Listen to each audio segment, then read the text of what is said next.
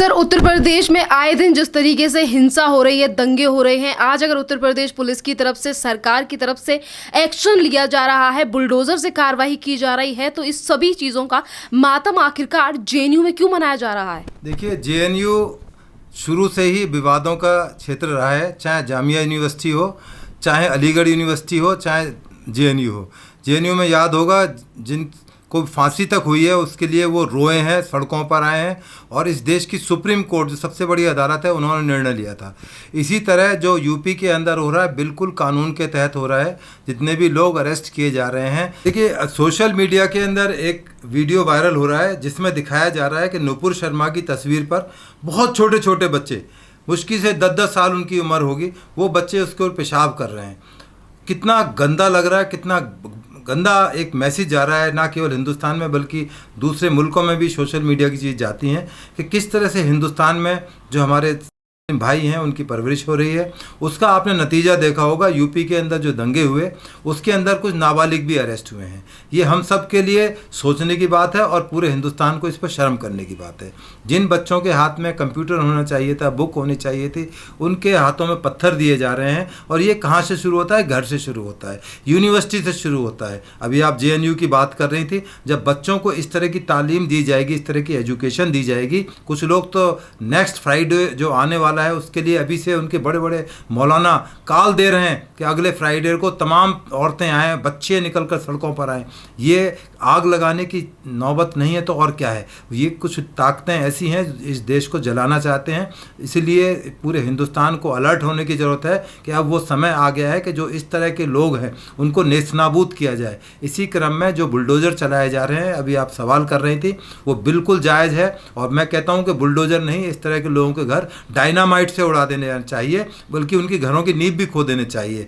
पुरानी कहावत है, चोरी और सीना जोरी। एक तो आप गलत काम कर रहे हैं, पथराव कर रहे हैं, कानून का उल्लंघन कर रहे हैं, आपके पास जुलूस निकालने की कोई परमिशन आपने सरकार से नहीं ली है, उसके बावजूद आप तमाम जो इलीगल एक्ट हैं वो कर रहे हैं, देश विरोधी नारे लगा रहे हैं, मुकदमे आपके खिलाफ दर्ज हो रहे हैं। आप बोल रहे हो कि सरकारें झूठ बोल रही हैं, गलत कर रहे हैं।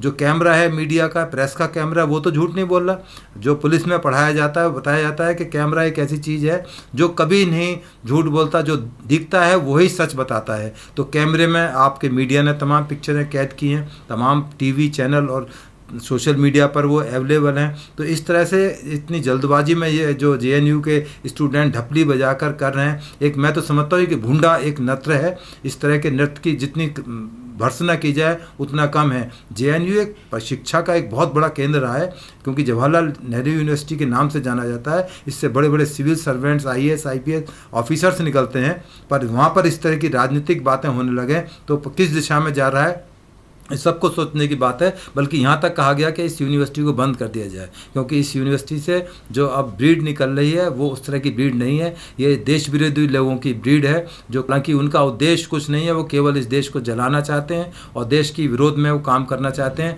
आपने देखा होगा किस तरह से पार्लियामेंट के बाहर, किस तरह संसद मार्ग पर, रामलीला ग्राउंड पर किस तरह से ये लोग डिमॉन्स्ट्रेशन करते रहे। इनका जो विगत इतिहास है वो बताता है कि वो बिल्कुल इस देश को कम्युनिज्म में कन्वर्ट करना चाहते हैं, पर उनके सपने से बाहर है, क्योंकि कम्युनिस्ट गिनती के कंट्री रह गए और हिंदुस्तान में तो केवल एक केरल स्टेट बचा है या जेएनयू बचा है। आने वाले टाइम में दुनिया से ही समाप्ति होने जा रही है। वो अभी भी ये सपने सजो रहे हैं कि शायद हिंदुस्तान में कभी कम्युनिस्ट कंट्री आएगा। हमें अपने देश पर गर्व है, ये एक डेमोक्रेटिक कंट्री है, हमारा शासन एक कानून से चलता है, हमारा कानून लिखा हुआ है। बहुत सारे कंट्रीज़, जहाँ इवन इंग्लैंड जहाँ से हमारा कानून आया था, वहाँ उनके यहाँ बिना लिखा कानून है जिस पर वो लोग चलते हैं। ये हमारे सौभाग्य की बात है, हमारे कानून लिखा हुआ है, उसमें तमाम चीज़ों को नरेट किया गया है। बल्कि यदि कोई भ्रांति पैदा होती है तो उसके लिए माननीय सुप्रीम कोर्ट उसका इंटरप्रिटेशन करते हैं, बताते हैं कि कानून में ये जो बातें लिखी गई हैं वो उसका क्या मतलब निकाला जाए और क्या इस देश के लिए हित में रहेगा। तो जो इस तरह के प्रदर्शन या इस तरह की चीज़ें किसी भी जनतांत्रिक देश के लिए अच्छी चीज़ नहीं है। आपको प्रदर्शन करने का अधिकार है, शांतिपूर्वक प्रदर्शन आप करें, बिल्कुल मनाही नहीं है। गांधी जी ने भी प्रदर्शन किए थे, शांतिपूर्वक किए थे। हालांकि अंग्रेज़ों ने उसके ऊपर बड़ी ज्यादती की है, प्रदर्शनकारियों के ऊपर गांधी जी को जेल में रखा गया। परंतु हम स्वतंत्र देश के नागरिक हैं, हमारी जिम्मेदारी है हम इस देश को सुंदर बनाएं, देश को आगे ले जाने की बात करें, ना कि इस देश को जलाने की बात करें। ये जो सब जितना घटनाक्रम देख रहे हैं, ये इस देश को जलाने की दिशा में एक बढ़ता हुआ कदम है। सर, उत्तर प्रदेश में जीरो टॉलरेंस की नीति के साथ उत्तर प्रदेश की सरकार काम करती है, और जिन चीज़ों का जिक्र अभी आपकी तरफ से कहा गया है कि किस तरीके से जो तमाम लोग हैं वो फिर से एक बार शुक्रवार को लेकर ये कह रहे हैं कि महिलाओं और बच्चे आगे आएँ।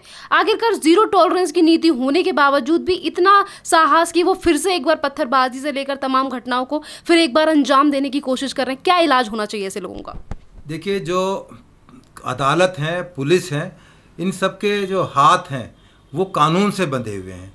हम लोग कानून के हिसाब से काम करते हैं कि कब गोली चलानी है, कब लाठी चलानी है, कब अरेस्ट करना है, कब फायरिंग करनी है। परंतु जो प्रदर्शनकारी लोग हैं, इनके लिए कोई कायदा कानून नहीं है, किसी कायदे कानून को नहीं मानते, पथराव कर देते हैं, गोली तमंचे का आपने देखा इस्तेमाल करते हैं, आगजनी करते हैं। तो पुलिस की एक मजबूरी है, चूँकि उनके हाथ कानून से बंधे हुए हैं, क्योंकि हम इस तरह से कार्रवाई नहीं कर सकते कि हम भी रिटेलिएट करके उन पर गोली चलाएं। सरकार के पास में बंदूक है, रिवॉल्वर है, टैंक हैं, हवाई जहाज हैं, कुछ भी कर सकती है सरकार। परंतु चूंकि जनतांत्रिक सरकार है, सरकार कभी ऐसा नहीं चाहेगी कि हमारे ही आदमियों का, ये जो प्रदर्शनकारी लोग हैं, ये कोई अच्छे लोग नहीं है, ना इनको अच्छी नज़रों से देखा जाता। ये देश के लिए गद्दार है और इनको गद्दार की कैटेगरी में रखा जाता है। इसलिए जो कानून बनाया गया जिसमें इनको बुक किया जाता है, NSA नेशनल सिक्योरिटी एक्ट, या जो गुंडा एक्ट इनके ऊपर लगाया जा रहा है, ये तो शर्म की और सिर झुकाने की बात है, कोई गर्व की बात नहीं है कि मैंने पथराव किया, पुलिस वालों की गाड़ियाँ जला दी, मैंने ये कर दिया, मैंने वो कर दिया। क्योंकि इनका खामियाजा आज नहीं तो कल इनको देना पड़ेगा, इनकी औलादों को देना पड़ेगा, इनकी आगे आने वाली जनरेशन्स को देना पड़ेगा, और दे रही हैं। क्योंकि एक बार जेल जाने के बाद जो आदमी पर दाग लगता है, उस दाग को कभी धोया नहीं जा सकता। हाँ, कुछ दाग अच्छे होते हैं जिनकी वजह से लोगों का नाम रोशन होता है। मैं भी चाहता हूं कि देश में ऐसे लोग हों जो इस देश के लिए मर मिटें और उसके लिए कुछ करें, उन पर दाग भी लग जाए, पर देश का सम्मान झुकना नहीं चाहिए। ये उम्मीद करते हैं कि पूरा हिंदुस्तान आपके चैनल को देखेगा, और तमाम जो बातें आपके चैनल के द्वारा समाज में बताई जा रही हैं, शांति की दिशा में एक अच्छा कदम होगा। उम्मीद करते हैं आने वाले टाइम में लोगों को सद्बुद्धि आएगी। महात्मा गांधी का तो कहना भी ये था कि सबको सद्बुद्धि दे भगवान। उत्तर प्रदेश में चीज़ें जिस तरीके से देखी जा रही हैं, केंद्र सरकार की बात की जाए तो वो हिंदू मुसलमान ना देख के ये कहते हैं कि सबका साथ सबका विकास, पर उसके बावजूद भी जहां एक तरफ आरोपियों के ऊपर कार्रवाई की जा रही है, पुलिस दिन रात आरोपियों की पहचान कर उनकी गिरफ्तारी कर रही है, फिर अचानक से ये तमाम राजनीति करने वाले लोग और JNU के जो स्टूडेंट हैं, यानी कि टुकड़े टुकड़े गैंग के जो हिस्से हैं, वो ये कहते हैं कि मुसलमान को प्रताड़ित किया जा रहा है देश में। देखिए, जितना मुस्लिम हिंदुस्तान में सुरक्षित है, जितना महफूज है, जितना सम्मान, एक माइनॉरिटी कमीशन बना हुआ है, उसमें आप तमाम तरह की अपनी बातें, ग्रीवेंसेस रख सकते हैं, अदालतें आपकी बात को सुनती हैं, पुलिस में सुनवाई होती है, हर जगह हर फ्रंट पर सुनवाई होती है। पर जब आप उस देश के खिलाफ काम करेंगे, विरोध दिशा में चलेंगे, तो फिर देश को भी वही करना पड़ेगा जिसके लिए आप डिज़र्व करते हैं। यदि कोई इस तरह की बातें हैं हिंदुस्तान पाकिस्तान की, तो इस तरह की बातें हिंदुस्तान में नहीं चल सकती। पाकिस्तान हमारा जो बराबर का कंट्री है, हमारा एनिमी कंट्री है। अफ़गानिस्तान, इसको हम कभी बनने नहीं देना चाहते, ना ये अफ़गानिस्तान की तरह चल पाएगा, क्योंकि हम दूसरी तरह की व्यवस्थाओं में रहते हैं। हमारा डेमोक्रेसी में हमारा विश्वास है, हमारा कानून बहुत मजबूत है, सशक्त है, हमारी तमाम फोर्सेज हैं, चाहे आर्मी है, पुलिस है, अदालतें हैं, हम सब उस पर विश्वास करते हैं। मेरी तो यही रिक्वेस्ट है आपके चैनल के माध्यम से, सभी लोग देश का सम्मान करें, बातों को मानें, हमारे जो अदालत के आदेश हैं उनको मानें। अभी आपने देखा होगा दिल्ली पुलिस ने इन तमाम चीज़ों को कंट्रोल करने के लिए एक साइबर सेल ने मुकदमा दर्ज किया है, जिसमें 33 क्रिमिनल्स को नामजद किया गया, जिसमें नुपुर शर्मा का नाम भी है, उसमें असाउद्दीन ओवैसी का नाम भी है। तो अब जो इसकी इन्वेस्टिगेशन की जांच की जा रही है, जो इस तरह की हेट स्पीच देते हैं, चाहे वो मुस्लिम है चाहे हिंदू हैं। अभी आपने देखा कि गुड़गांव के एक रहने वाले ने, जो हिंदू ही थे, उन्होंने कहा कि नुपुर शर्मा का जब चाहिए मैं 1 करोड़ रुपए के नाम दूंगा, उनके खिलाफ भी FIR हो गई है। तो सरकारें इस बारे में सचेत हैं, जो इस तरह की हेट स्पीच बोल रहे हैं, अब उनको आने वाले टाइम में उनका हिसाब किताब देना पड़ेगा। बल्कि मैं तो ये कहता हूँ कि सोशल मीडिया में अब तक जो भी इस तरह की बातें हुई हैं उन सब का हिसाब किताब लिया जाए। जो सोशल मीडिया में जो यूट्यूब पड़ी हुई हैं, जो इस तरह की चीज़ों को आज से 20 साल पहले बोला है, उनका अकाउंट फॉर होना चाहिए, क्योंकि उन्होंने देश को जलाने की कोशिश की है और उनको आज नहीं तो कल यहाँ की अदालतें ज़रूर सजा देंगी। और हमारे यहाँ प्रोविज़न है और ये डिजिटल प्लेटफॉर्म है, इसमें कोई चीज़ छिपाई नहीं जा सकती। आप ये नहीं कह सकते मेरे द्वारा बात नहीं कही गई थी, क्योंकि इसमें वॉइस सैंपल लेने का तरीका है, इन्वेस्टिगेशन का तरीका है। तो इसलिए मेरा कहना है कि इन सब का टाइम आ गया है, इन सबको हिसाब किताब लेना चाहिए। जो यूट्यूबर्स हैं चाहे और कोई सोशल बड़ा मीडिया हो, उन सब का अकाउंट फॉर होना चाहिए कि देश के खिलाफ कोई भी बात उनके चैनल से, उनके यूट्यूब से जाएगी तो उसका हिसाब किताब ये देश ज़रूर मांगेगा। सर, जैसा कि अभी आपने सोशल मीडिया का नाम लिया है, तमाम जगहों पर अगर हिंसा देखी भी जा रही है तो उन लोगों के ऊपर भी कार्रवाई की जा रही है जो सोशल मीडिया पर इस तरीके के कमेंट पोस्ट करते हैं। फेसबुक से लेकर इंस्टाग्राम, कहीं पर भी, ट्विटर पर भी अगर इस तरीके की पोस्टें डाली गई हैं तो उन लोगों को भी गिरफ्तार किया जा रहा है। क्या एक्शन लेना चाहिए गिरफ्तारी के अलावा ऐसे लोगों के साथ जो हमेशा देश के खिलाफ एजेंडा चलाते हैं? देखिए, जो डिजिटल प्लेटफार्म पर एकदम से भरमार आ गई है यूट्यूबर्स की, हर गली मोहल्ले के अंदर, गांव के अंदर यूट्यूबर सब ने अपने चैनल बना दिए हैं। क्योंकि सोशल मीडिया का जितना एक्सपेंशन हो रहा है बहुत अच्छी चीज़ है, क्योंकि ये बहुत एक आगे ले जाने वाली बात है।